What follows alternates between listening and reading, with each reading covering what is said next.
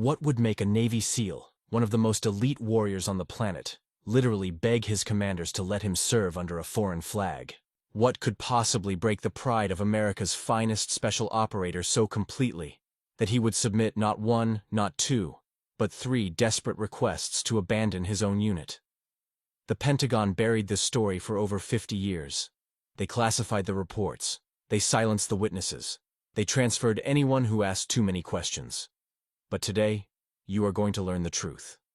In 1968, a small group of American special operators discovered something in the jungles of Vietnam that shattered everything they believed about warfare.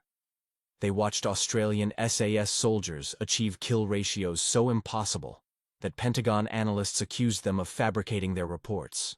They witnessed techniques so effective that the Viet Cong stopped calling them soldiers and started calling them Ma Rung, the phantoms of the forest. And when those Americans tried to bring these secrets home, the Pentagon said no. Not because the methods did not work, but because admitting they worked would have exposed the most embarrassing truth in American military history. How many lives could have been saved? How many names on that black granite wall in Washington did not have to be there? The numbers will shock you. The cover-up will infuriate you.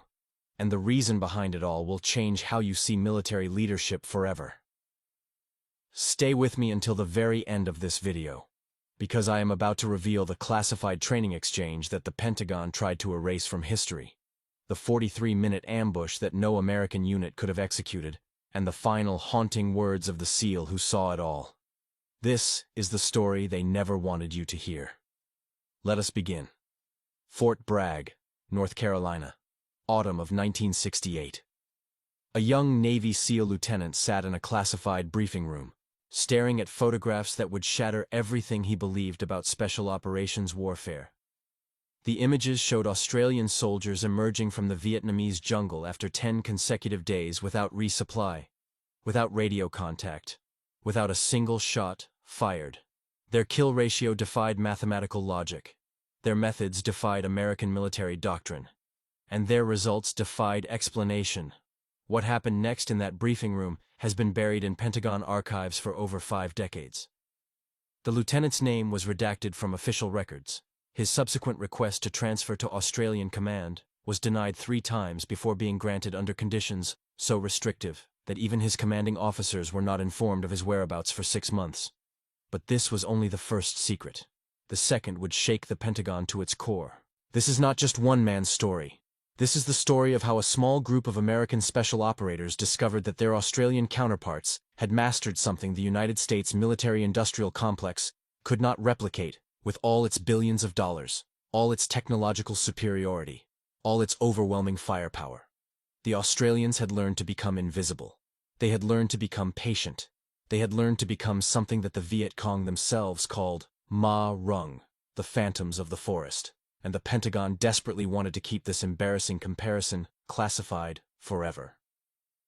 The year was 1966 when the first Australian SAS squadrons arrived in Phuoc Tuy province, a region the American military had essentially written off as unwinnable.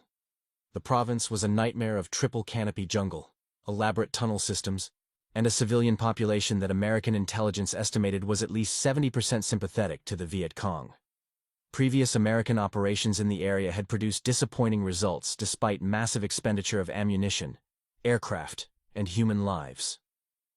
But what the Australians were about to do would make Pentagon generals question everything they thought they knew about warfare. What the Australians did in Phuoc Tuy over the next 5 years would become the most closely guarded tactical secret of the entire Vietnam conflict.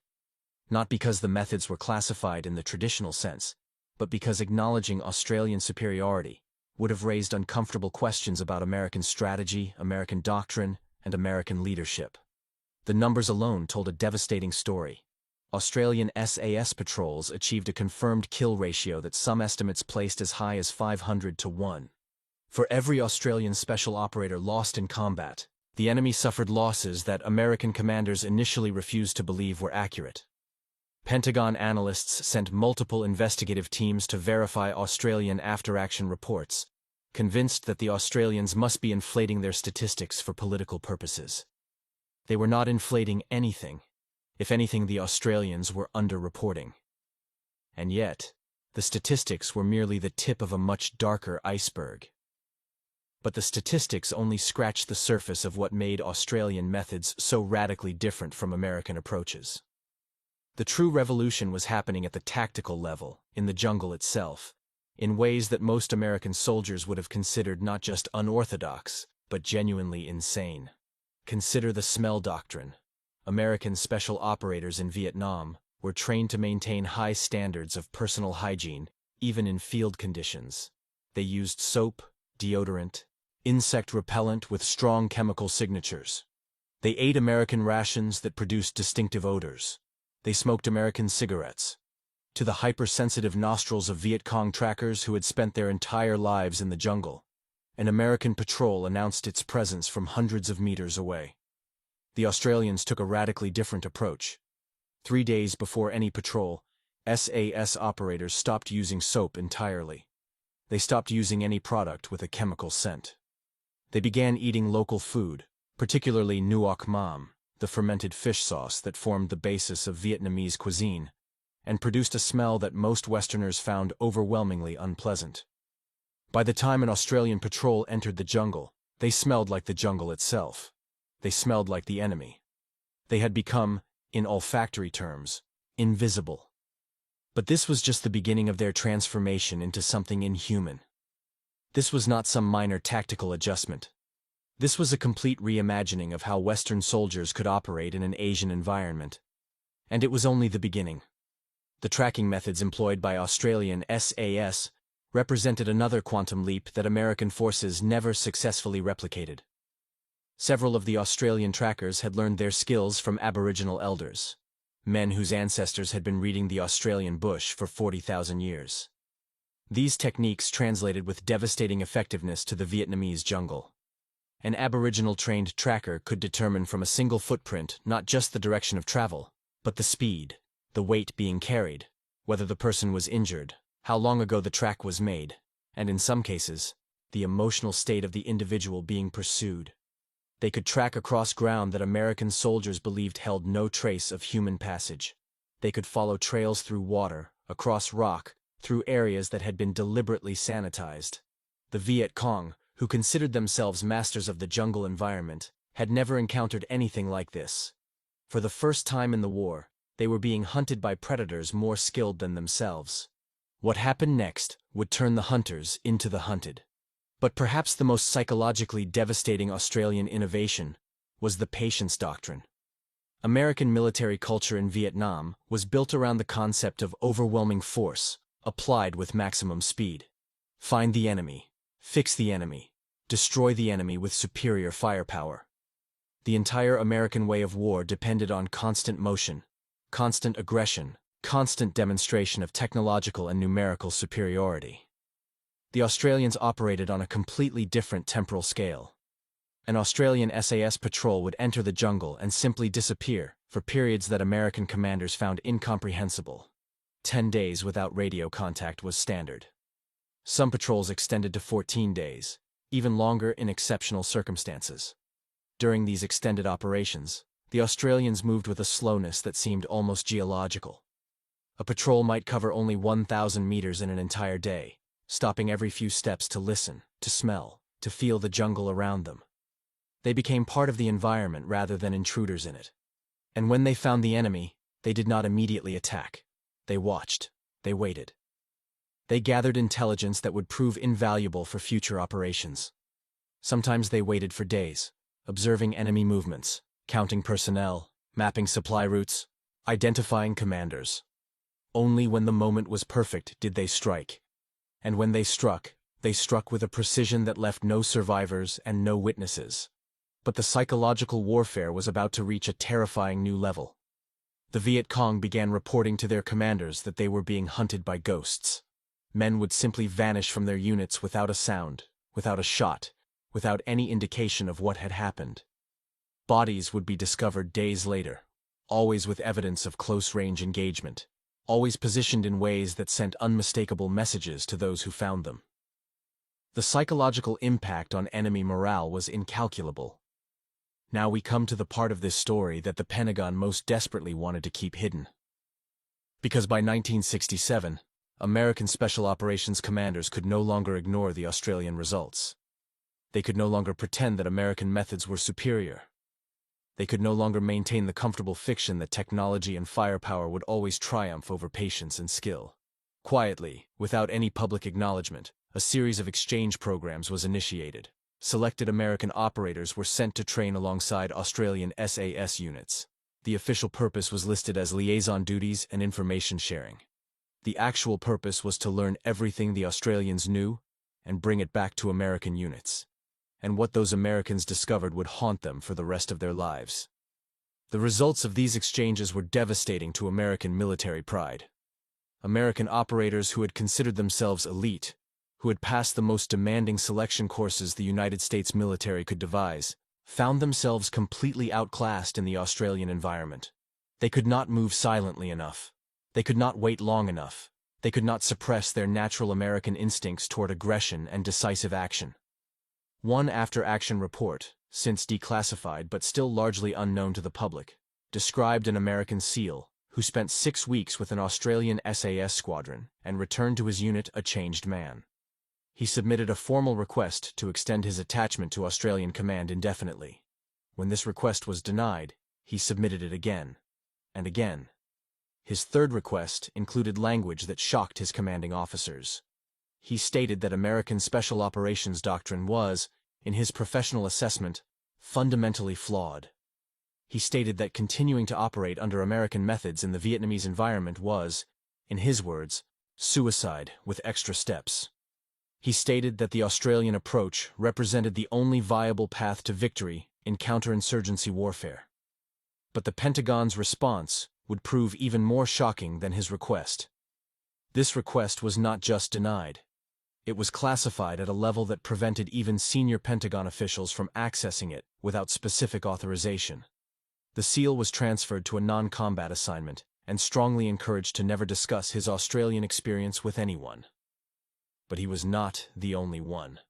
Across the American Special Operations community, a quiet revolution was taking place. Operators who had trained with the Australians were returning with radical new ideas about patience, about tracking, about the psychological dimensions of guerrilla warfare. Some of these ideas would eventually filter into American doctrine, but only decades later, and only after enormous institutional resistance. The most controversial Australian method was still waiting to be revealed. The Australian method that caused the most controversy and the most determined Pentagon suppression was something that came to be known informally as the spider web. Traditional ambush doctrine, as practiced by both American and enemy forces, involved positioning troops along a likely enemy movement route and waiting for targets to enter the kill zone. This approach had obvious limitations. The enemy might not use the predicted route.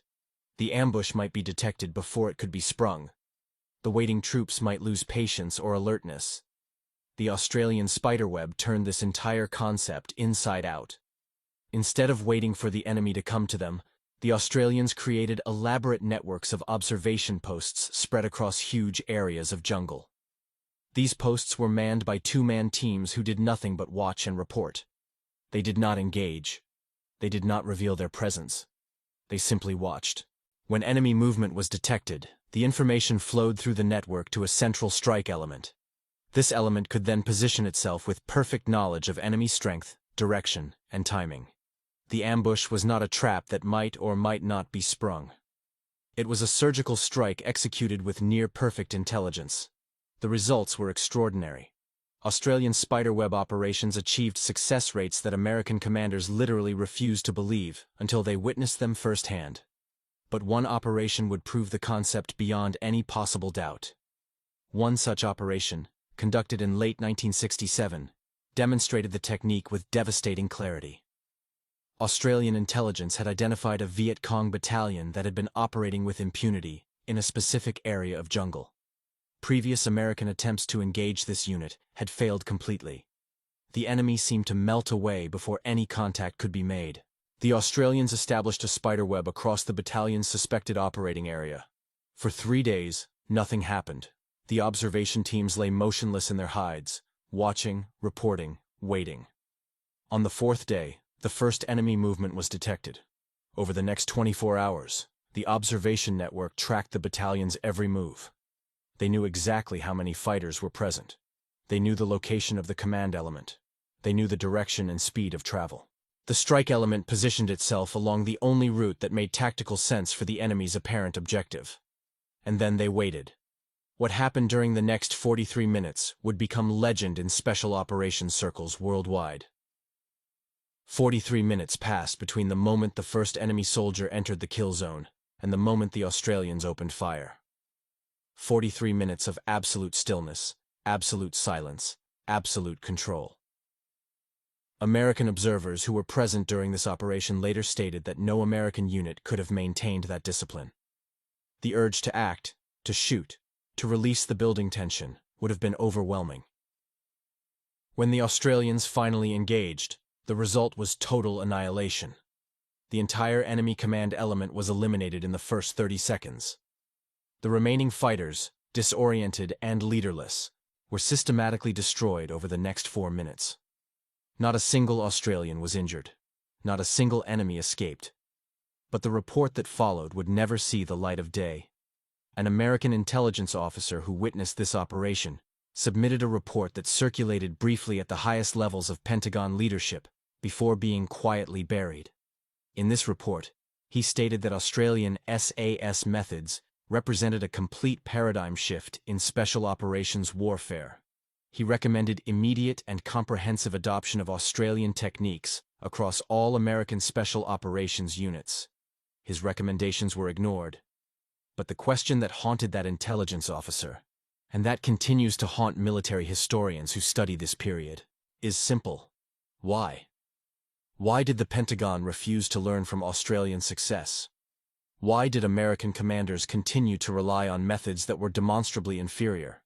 The answer reveals something deeply troubling about American military culture. The answer lies in institutional psychology, in cultural assumptions, and in the uncomfortable politics of alliance warfare. American military doctrine in Vietnam was built on certain foundational assumptions. American technology was superior. American firepower was overwhelming. American training produced the finest soldiers in the world. These assumptions were not just strategic calculations. They were matters of national identity and institutional pride. Admitting that a small Australian contingent had figured out something that the entire American military establishment could not replicate was psychologically impossible for many senior commanders. It would have raised questions about billions of dollars in weapons systems. It would have raised questions about training methods that had been refined over decades. It would have raised questions about the fundamental American approach to warfare. And so the Australian lessons were classified, minimized, explained away. But there was an even darker reason for the cover-up. There was also a darker dimension to Australian methods that American commanders found deeply uncomfortable. The Australians were willing to do things that violated American rules of engagement and American sensibilities about civilized warfare. The body displays, for instance. When Australian patrols eliminated enemy fighters, they did not simply leave the bodies where they fell. They positioned them in ways designed to send psychological messages to other enemy forces. The specific methods used in these displays have never been fully declassified, but surviving accounts suggest practices that would have triggered immediate war crimes investigations if conducted by American troops. The interrogation techniques used by Australian units also operated in what one observer called the gray zone between acceptable military practice and something considerably darker. Australian commanders had adopted methods learned from British experiences in Malaya and adapted them to Vietnamese conditions. These methods were effective. They were also deeply troubling to American observers who believed that certain lines should never be crossed, and the cost of this effectiveness would haunt the survivors forever. This moral complexity is essential to understanding the full Australian story. They achieved extraordinary results. But those results came at a cost that extended beyond physical casualties.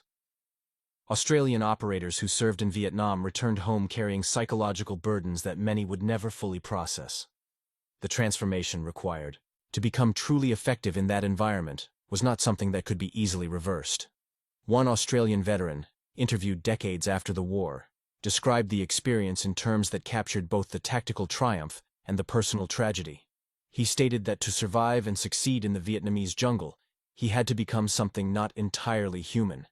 He had to suppress every natural instinct, every emotional response, every connection to the civilized world he had left behind. And when he returned to that civilized world, he discovered that some of those suppressed elements never fully came back. The Ma Rung, the phantoms of the forest, were not just a Viet Cong superstition. They were a real phenomenon, and becoming a phantom had consequences that lasted far longer than the war itself. But the most explosive revelation was still waiting in Pentagon archives. Now we arrive at the most suppressed chapter of this entire story. The legacy chapter.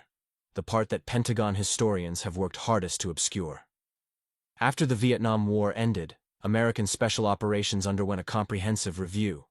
The failures of Vietnam, the botched rescue attempt in Iran in 1980, the growing recognition that conventional military approaches were inadequate for emerging threats, all contributed to a fundamental rethinking of American Special Operations doctrine.